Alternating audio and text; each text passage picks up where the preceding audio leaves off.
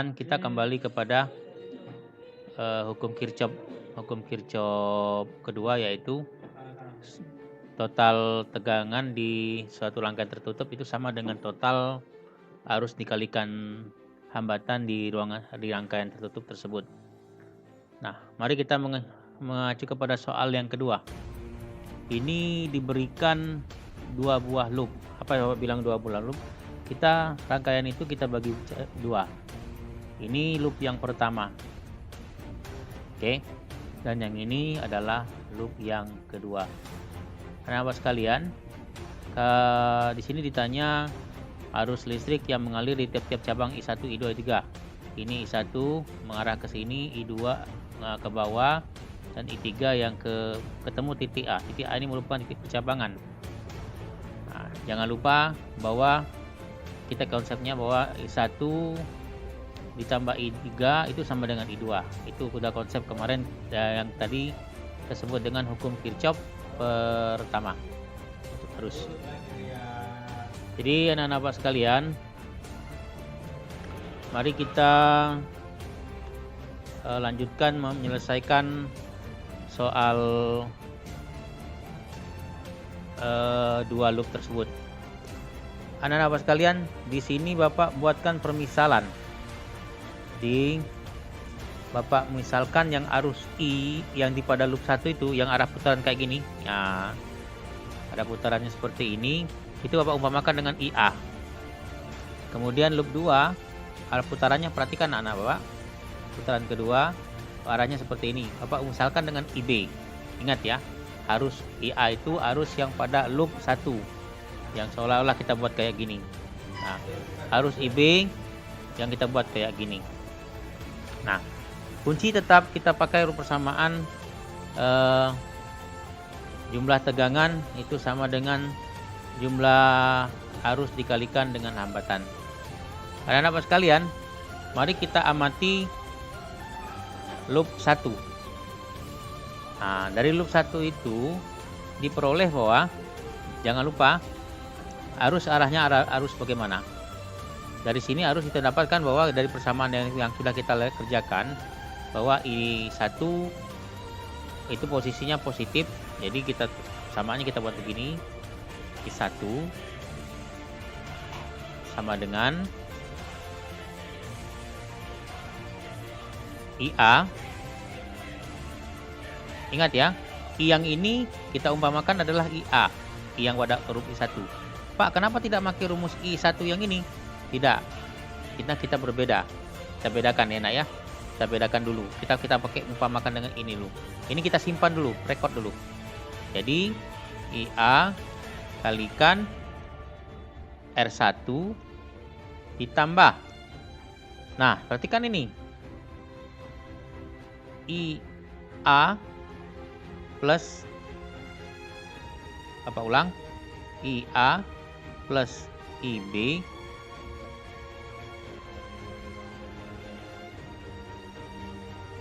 IB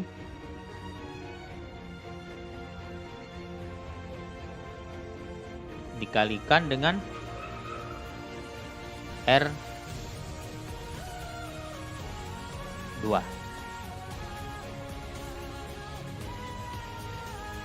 Nah, tuh.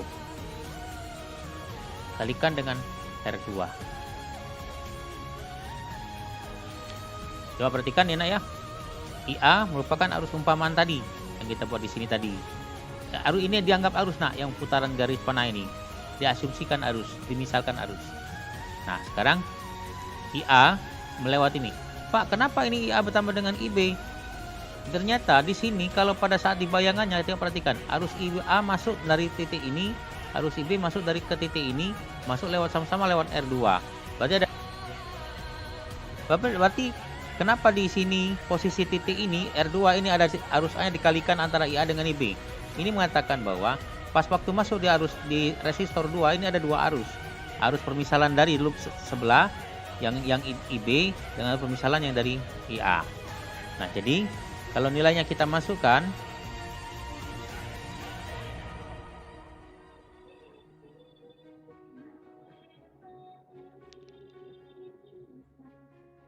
Jadi nilai E di sini ditulisannya adalah 10 volt. 10 itu sama dengan IA-nya belum tahu. IA kalikan 2 ohm. Ya, ini 2 ohm ya. Ditambah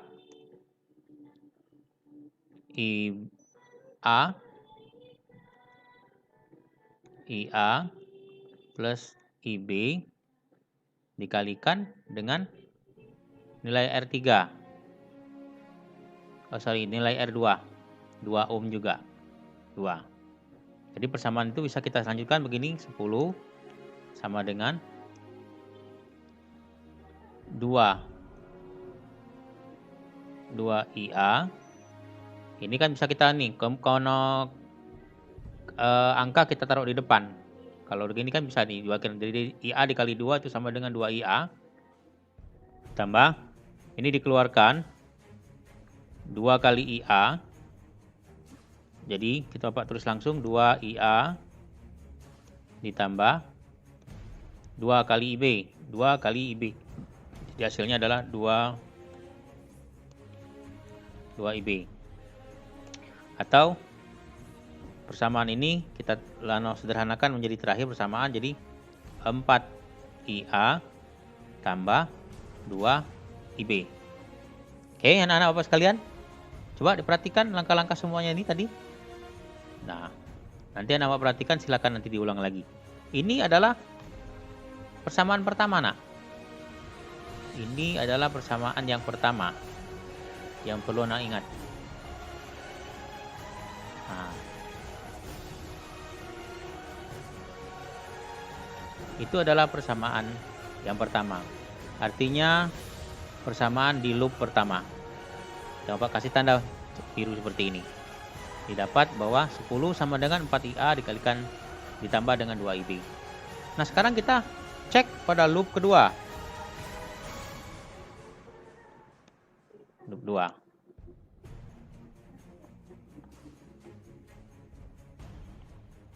Nah, sekarang kita tengok cek di loop kedua. Di loop kedua ini arusnya adalah I2. Nah, kebetulan di sini tegangan ini kita sesuaikan dengan persamaan ini bahwa total tegangan di dalam loop rangkaian tertutup itu adalah cuma 1 ya. Berarti saya tulis di sini adalah E2. Karena perhatikan sekali lagi. Ini tanda panahnya, tengok putarannya itu. Jadi melewati ini dia. Seolah-olah melewati negatif daripada baterai atau sumbernya. Jadi makanya Bapak di sini buat di sini positif. Tapi kalau seandainya di sini berubah begini bentuknya, dia akan jadi negatif. Nah, ya. Berubah negatif. Kalau dia berubah bentuk seperti ini mutarnya, panahnya ngadap ke masuk ke sini. Nah, jadi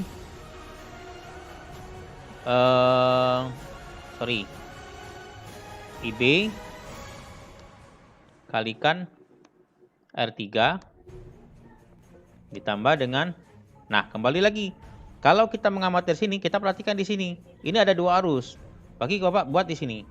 IB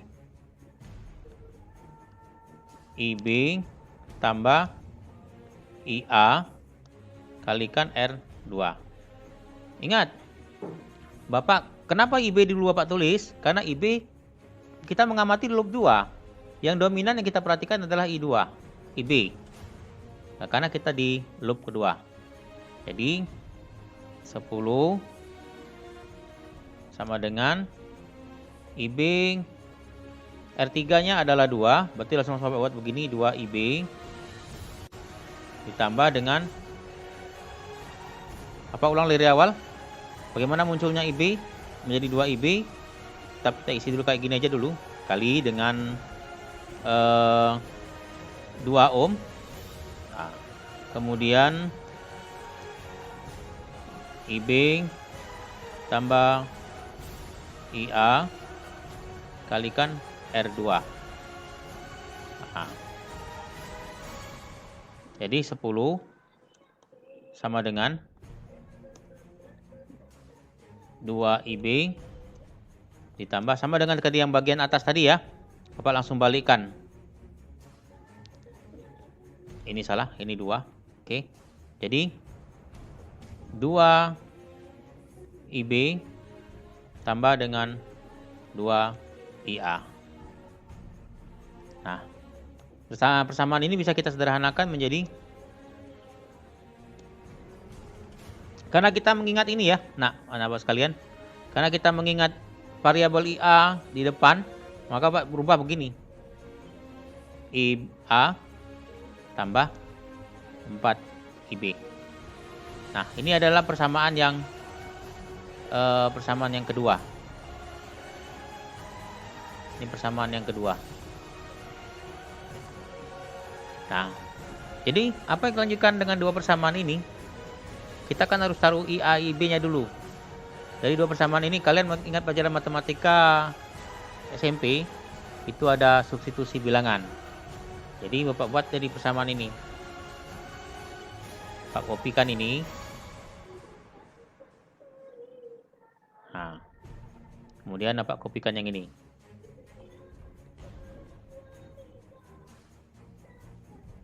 Oke. Nah, ini bisa kita tambah. Nah, Bapak sekalian, ini nanti kita tambah. Nah, kita bentuk tambah seperti ini. Oke.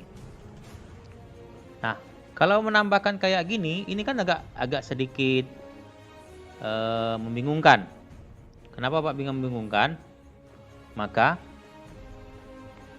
bagaimana caranya ini bisa, ini untuk menghilangkan satu variabel, bukan ditambah artinya dikurang ya. Ini Bapak menghilangkan satu variabel. Caranya bagaimana? Ini jelas tak bisa. 4A dikurang IA nanti jatuhnya tetap ada. Ini 2 kurang IA tetap ada. Jadi Bapak samakan aja penyebutnya itu. Caranya adalah Bapak kalikan dengan 2. Jadi hasil ini, kalau Bapak kalikan dengan 2,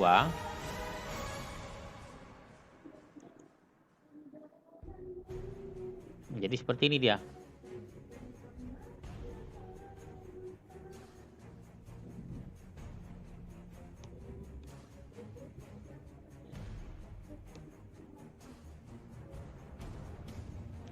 Ini kita jadikan kali 2. Berarti ini tadi 2 kalikan 10. Jadi sini nggak perlu, jadi 20. 2 kalikan 2 berarti sini ada 4. 2 kalikan 4 IB, jadi ini adalah 8. Jadi kalau Bapak kurangkan di sini adalah hasilnya adalah min 10 sama dengan 0 tambah dengan min 6 IB. Nah, jadi kalau 0, persamaan ini bisa Pak rubah kayak gini. Min 6 IB bersama dengan min 10. Pak tukar ya. Ini Pak pindahkan. Tidak ada yang berubah, nak. Hanya saja ini Pak hilangkan karena tidak ada guna lagi kan, ditambah dengan 0, tak ada perubahan. Bapak kecilkan seperti ini. Maka di sini dapat IB adalah min 6 dibagi dengan min 10. Karena min ketemu min 10, karena min ketemu min, maka jadi plus dia. Ini bisa dihabiskan 6/10, 6/10, atau dapat kita sederhanakan menjadi 3/5.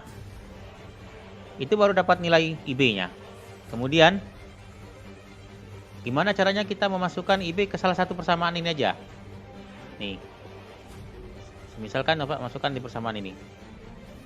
IB adalah 3/5, maka 5. Jadi 2 Bapak ganti dengan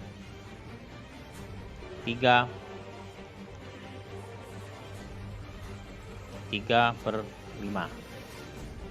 Nah, dari sini dapat 10 sama dengan 4IA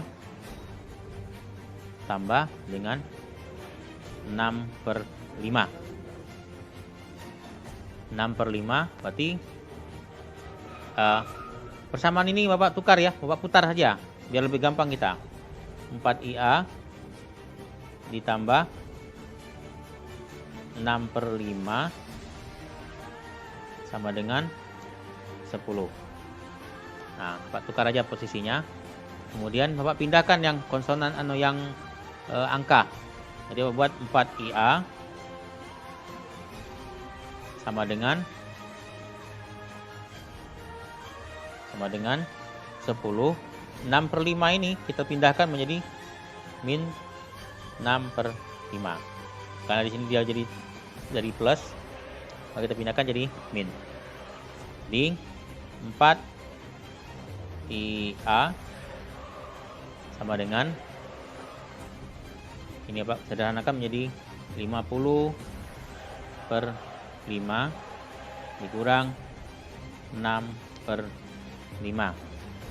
Bagaimana cara pengurangan ini? Anak Bapak tidak ajarkan lagi nak, karena itu kalian waktu di kelas 4 SMP, kelas 3 SMP.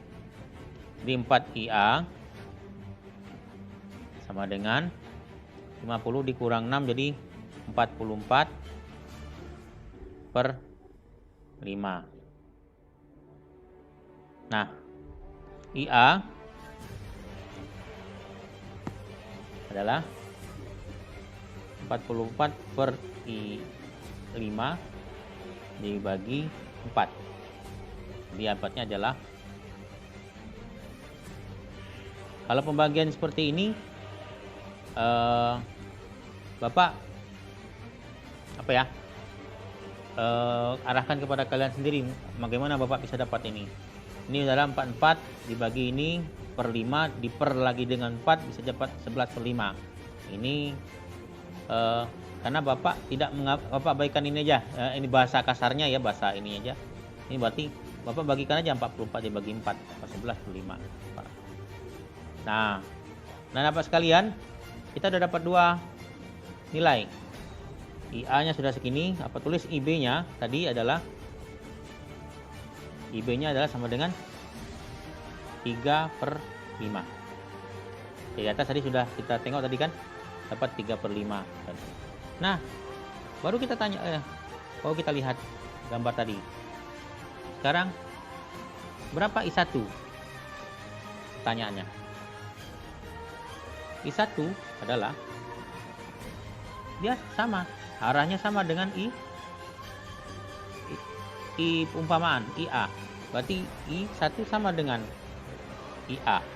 Berarti adalah 44/5. 11/5 ampere.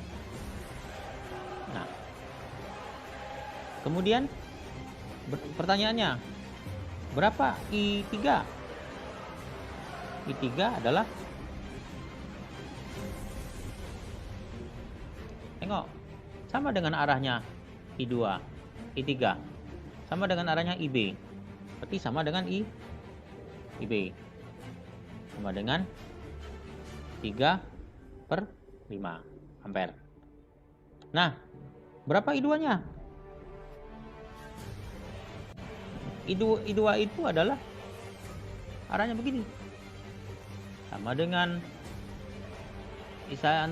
IB dan IC, gabungan antara duanya. Berarti Bapak begini, IA tambah IB, atau 11/5 tambah 3/5. Dapatnya adalah 14/5. Berarti sesuai nak dengan hukum Kirchhoff. Ternyata arus yang keluar dari titik A ini apa? I2. Arus yang masuk ke titik A adalah I1 dengan I3. Hukum Kirchhoff 1 terbukti. Berarti jumlah mereka 14. Jadi sesuai dengan hukum Kirchhoff yang pertama. Nah, anak-anak Bapak, selanjutnya untuk soal yang ketiga, ini Bapak jadikan tugas anak-anak Bapak. Ingat ya, soal yang ketiga ini adalah tugas anak-anak Bapak. Anak-anak Bapak silakan kerjakan tugas ini. Nanti untuk lebih ininya juga Bapak simpankan dengan ini apa namanya itu di Bapak angkat, Anda buka lagi nanti tugasnya di classroom kita. Ini akan Bapak tampilkan di classroom. Jadi Bapak tinggal buka tugasnya. Bapak ulang lagi, ini adalah tugas anak-anak Bapak yang harus dikerjakan. Nah, tugas ini anak-anak Bapak, ini dikerjakan di buku tulis. Tugas soal nomor 3, ini dikerjakan di buku tulis. Kemudian anak-anak foto, kemudian upload di classroom. Oke. Demikianlah materi kita hari ini. Jadi kesimpulannya kita harus bisa menerapkan hukum Kirchhoff, hukum Ohm di dalam sebuah rangkaian arus searah. Nah, pertemuan berikutnya kita adalah daya dan energi. Nah, daya dan energi ini nanti saya akan jelaskan pada video berikutnya. Bapak akhiri, Assalamualaikum warahmatullahi wabarakatuh.